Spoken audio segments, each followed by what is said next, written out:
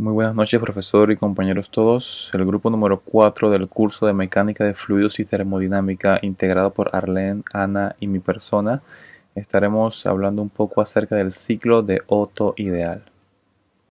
Entre los temas que estaremos tocando estarán lo que es el diagrama del ciclo básico de Otto, el diagrama de temperatura-entropía, la eficiencia y la relación de la compresión, desviaciones del ciclo con respecto al ciclo real, ejemplo práctico y la importancia del sistema de enfriamiento. Los motores de combustión interna son una de las formas de producción de potencia.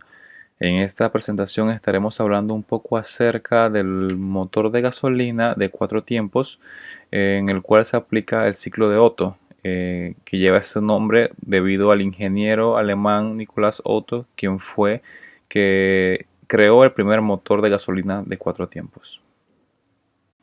Para poder explicar el ciclo de Otto debemos tener un conocimiento acerca de lo que ocurre dentro de un motor, en este caso de 4 tiempos, en donde el primer tiempo o el primer punto sería la parte de admisión, donde una válvula de admisión se abre y entra lo que es la mezcla aire-combustible para un ciclo real. Esto hace que el émbolo o el pistón bajen. En el segundo tiempo, el de compresión, el émbolo sube y comprime la muestra. En el tercer tiempo, que es el de explosión y expansión, ocurre que se calienta la muestra y este calentamiento es a causa de la chispa que es producida por la bujía, hace que la mezcla explote o estalle, haciendo que el émbolo nuevamente vuelva a bajar. Y en el último punto sería la parte donde ya se escapan o se liberan al entorno a través de una válvula de escape los productos de la combustión. Aquí podemos ver cómo ocurre de una manera más rápida o todos funcionando a la vez los 4 cilindros, y de esta forma el movimiento que hacen los pistones de arriba hacia abajo es transmitido a través de la biela y luego al cigüeñal, y este produce el movimiento rotacional que se puede transmitir o que se transmite luego a las llantas a través de otros procesos que no mencionaremos en esta presentación. Ahora que conocemos lo que sucede dentro de un motor de combustión interna, podemos explicar el diagrama del ciclo básico de Otto, en donde, si recordamos la explicación anterior, la primera parte, el primer tiempo, es el de admisión, en donde entra la mezcla a la parte del cilindro. Entonces, en esta parte el émbolo se encuentra en un punto muerto superior, el cual se representa de esta forma, y al entrar la mezcla, hace que el volumen aumente y quede en su punto muerto inferior.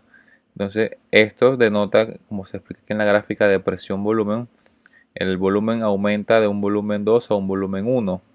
De esta forma se inicia con el punto número 1 del ciclo de Otto.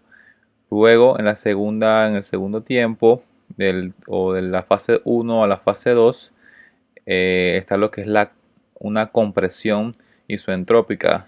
En este caso, esta compresión es adiabática, o sea que no hay intercambio de calor para efectos ideales. Entonces, esto lo que proporciona es un aumento de la presión. Si se ve en este punto, la presión 1 es menor que la presión 2, y también lo que ocurre es una disminución del volumen, ya que estamos en el punto muerto inferior, quedamos en el punto muerto superior, y si vemos que la diferencia de volumen es notable. Entonces, en esta parte, luego del punto 2 al punto 3, lo que hay es una entrada de calor. Lo que se explicaba en el ciclo real era que la chispa de la bujía aumentaba o generaba la explosión, lo que aumentaba el calor. En el ciclo ideal se denota como la entrada de calor en esta parte, haciendo que la presión aumente, obviamente la temperatura también, pero se explicará más adelante de una manera a un volumen constante o isocórico, ya que vemos que el volumen 2 sigue manteniéndose igual en la parte 2 como en la parte 3, como aquí salen en los diagramas del émbolo. Entonces, esta parte que está aquí Luego del punto 3 al punto 4 hay lo que es una expansión isentrópica, que también es una expansión adiabática reversible. Esto hace que la presión disminuya, como se ve, presión 3, presión 4 es menor, y también que el volumen aumente, ya que pasamos también del punto muerto superior al punto muerto inferior, haciendo que el émbolo se mueva y haciendo trabajo. Entonces, este también hay un aumento en el volumen, como ya se explicó. Y del punto 4 al punto 1, que es la parte donde el calor sale, se hace también a volumen constante y se crea un enfriamiento, que para efectos reales es la parte donde es el escape de los productos de la combustión, y nuevamente se vuelve a repetir el proceso. En el diagrama de acá pues se explica y se ven los diferentes puntos. Ahora explicaremos lo que es el diagrama de temperatura-entropía. Como vimos en la diapositiva anterior, explicamos este diagrama, el de presión-volumen, con cada uno de sus puntos. Ahora vamos a hacer la comparación con el diagrama de temperatura-entropía. En este caso, la primera parte era donde entraba aire al sistema cerrado, o entraba aire al sistema en el ciclo de Otto ideal. Entonces, cuando inicia la parte del punto 1 al punto 2, que es este que está aquí, donde hay una compresión, y le dijimos que era isoentrópico, o sea, la entropía 1 era igual a la entropía 2, y pasábamos del punto muerto 1 al punto muerto 2, dijimos que había un cambio de volumen. Entonces, en esta parte, si lo hacemos con la analogía del gráfico temperatura-entropía, del punto 1 al punto 2, perdón, del punto 1 al punto 2, vemos que al ser isoentrópico, la entropía permanece constante. En este punto aumenta la temperatura debido a lo que es la compresión. Y también, como dijimos en la gráfica anterior, la presión aumenta. Entonces, cuando vamos del punto 2 al punto 3, en este estado hay un aumento de la entropía 2 a la entropía 3, que sería mayor la entropía 3, ya que hay una entrada de calor en esta parte de acá. Y en el ciclo en la gráfica presión-volumen, sería esta parte de acá, punto 2 al punto 3, la entrada de calor se mantiene a volumen constante, hay un aumento de la presión, y en este caso de acá hay un aumento tanto de la entropía como también de la temperatura, ya que hay una entrada de calor. En el punto 3 al punto 4 se mantiene isoentrópico, como lo habíamos explicado acá. El volumen aumenta y es adiabático. Entonces, de esta forma que está acá, la temperatura disminuye del 3 al punto 4. Y del punto 4 al punto 1 se mantiene a volumen constante, como lo explicamos en la anterior, que es esta parte que está aquí, a volumen constante. Y en esta parte que está acá, lo que hace es que, como es el enfriamiento, el calor sale del sistema. Entonces, en esta parte la temperatura baja, como se puede apreciar, y también la entropía vuelve a la entropía, al valor de la entropía inicial. Eficiencia y relación de comprensión de este ciclo. Se define como la relación del volumen en el punto muerto inferior y el volumen en el punto muerto superior. Si la relación de comprensión aumenta, se incrementa la eficiencia del ciclo, por ende el incremento de su temperatura. Si la temperatura es demasiado grande, el encendido prematuro del combustible se denomina autoencendido, el cual produce un ruido audible que recibe el nombre de golpeteo de máquina. Cabe señalar que el encendido de las máquinas de chispa no debe tolerarse, ya que perjudica el desempeño del ciclo y puede dañar los componentes de la máquina. Por lo anterior, Existe un límite superior fijado por la razón de compresión de las máquinas de combustible interna activadas por el encendido de chispa debido al autoencendido. Es decir, cuanto mayor sea la relación de compresión, mayor será el rendimiento del ciclo. Recibe el nombre en honor a Nikolaus Otto en 1876, utilizando la máquina de 4 tiempos. El fluido en una mezcla del aire y gasolina, que experimenta una serie de transformaciones de 6 etapas, aunque el trabajo realizado en 2 de ellas se cancela, en el interior de un cilindro provisto de un pistón. El de 4 tiempos, que consta de 4 procesos internamente reversibles, pero para su mejor comprensión se explicará en 6 etapas, que incluyen la admisión y escape, que se diferencian claramente en la próxima animación y que se definirán a continuación. Del punto 0 al punto 1, la admisión no es más que la mezcla de aire y gasolina entre el cilindro, mientras que el embolo se encuentra en un punto muerto inferior. Del punto 1 y 2, la compresión isotérmica es el pistón que realiza la carrera del punto muerto inferior al punto muerto superior, comprimiendo la mezcla de aire y combustible en un volumen mínimo. Del punto 2 al punto 3, la adición de calor de presión constante. Cuando el pistón comprime la mezcla, una bujía se encuentra en la parte superior del cilindro, produce una chispa que produce la combustión de la mezcla. Es decir, que aumenta la temperatura y aumenta la presión dentro del cilindro. Del punto 3 al punto 4, la expansión isotérmica es la etapa de la energía química de la combustión que se transforma en energía mecánica y que la presión, que el aumento se dio en el encendido de la mezcla, que hace que el embolo realice una carrera de nuevo del punto muerto inferior. Del punto 4 al punto 1, el rechazo al calor del volumen constante. Durante esta etapa, la presión disminuye y la mezcla se enfría, liberando calor al exterior. Del punto 1 al punto 0, el escape del embolo realiza la carrera del punto inferior hasta el punto superior para expulsar los desechos quemados de la combustión de la válvula del escape. Al final de esta etapa, el embolo vuelve al punto muerto inferior y abre la válvula de admisión, haciendo que comience este ciclo desde el inicio. Desviaciones del ciclo ideal al ciclo real.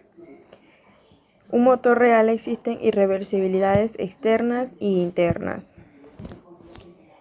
Es decir, entra una mezcla de aire, de combustible. Existe una compresión, se enciende una chispa, genera una combustión que empuja un pistón generando una expansión y luego el pistón se desplaza expulsando el aire quemado, la mezcla quemada, y finalmente el pistón se desplaza hacia abajo, permitiendo ingresar una mezcla nueva de aire y de combustible. En este caso, la sustancia no cumple un proceso termodinámico, ya que para que cumpla un proceso termodinámico, la misma masa de sustancia debe regresar en las condiciones iniciales.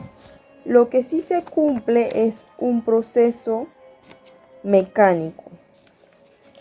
Para un motor ideal están las irreversibilidades externas, pero en su interior existen reversibilidades en un cilindro de pistón cerrado. En este caso, se da una sustitución de combustible y aire solo por aire y se encuentra en temperaturas ambiental y presión ambiental. Tiene una compresión isotérmica y tendrá un proceso ideal donde aporta calor isocórica al aire de manera externa, mientras que su expansión será isotérmica. La sustancia, en este caso, cumple un proceso termodinámico porque el aire en su último proceso recupera las condiciones iniciales. En el ejemplo práctico que tenemos, vamos a resolver los 4 procesos, los cuales son A, B, C, D. Denominaremos estado A al que tiene el gas antes de la compresión. En este estado la temperatura es de 290 Kelvin y la presión es de 100 kPa. El volumen inicial lo obtenemos de que conocemos la cilindra, que es volumen A menos volumen B igual 1400 centímetros al cubo, y la relación de compresión se divide y da un resultado de 8. Despejando y sustituyendo obtenemos que volumen A es 1600 centímetros al cuadrado al cubo y el B es de 200 centímetros al cubo. Con esto ya tenemos el punto de partida, que es el punto A. Para ir del estado A al B se realiza una compresión adiabética.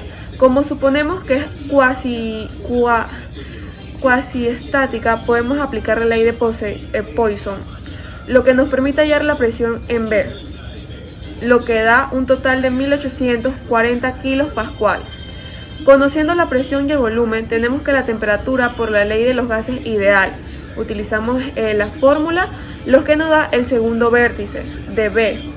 Para el tercer vértice C, tenemos en primer lugar que el volumen no cambia, lo que sería 200 centímetros al cubo. Rm es la constante del gas, que para el aire vale 286.9 joules entre kilogramo por Kelvin. Esto nos da una masa de 1.92 gramos, con lo cual el calor liberado en la combustión es aproximadamente 1540 joules. Puesto que no se realiza en este paso, este calor es igual al incremento de la energía interna, ya que la relación entre U y T es una función complicada, por lo que el procedimiento correcto es ir a la tabla y ver la temperatura correspondiente a una determinada energía. Si hacemos el procedimiento de capacidades caloríficas constantes, podemos estimar la temperatura a final de que Mn es el peso molecular, serían 28.96 para el aire, y el de CV es 5 entre 2 para el aire, y queda 1780 Kelvin.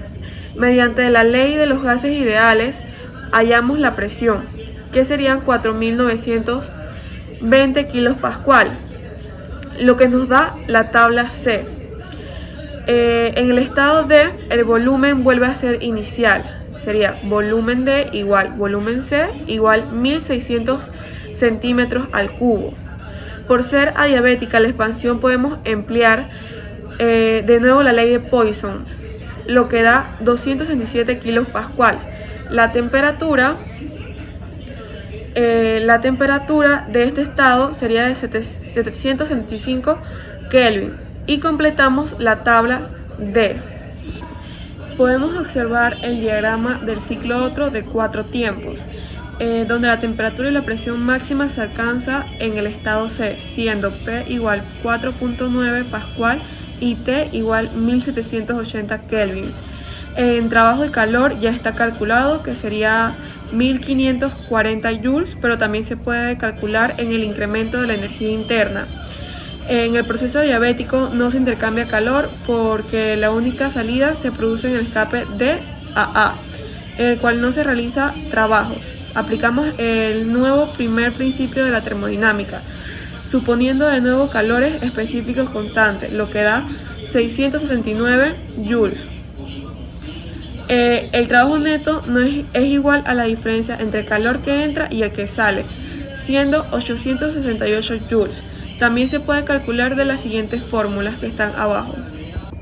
En el rendimiento conocemos el calor que entra y el trabajo neto que sale. Obtenemos el rendimiento del ciclo de 66.4%. Este rendimiento también se puede calcular a partir de las temperaturas de los vértices, dando 56.4%, y también por la fórmula para el ciclo Otto ideal, dando lo mismo. En la potencia tenemos el trabajo neto generado en un ciclo. Si el motor trabaja 3000 revoluciones por minuto, quiere decir que efectúa 50 veces por segundo. Sin embargo, el motor es de 4 tiempos. Cada cilindro solo realiza la mitad de los ciclos, es decir, 25 veces por segundo. Esto da la potencia de 21.7 y de caballos 29.5. El sistema de enfriamiento tiene la importante tarea de mantener la temperatura del motor dentro de los límites adecuados para su funcionamiento seguro y eficiente. También ayuda dentro de los límites a evitar daños al motor causados por el exceso de calor generado durante el proceso de combustión.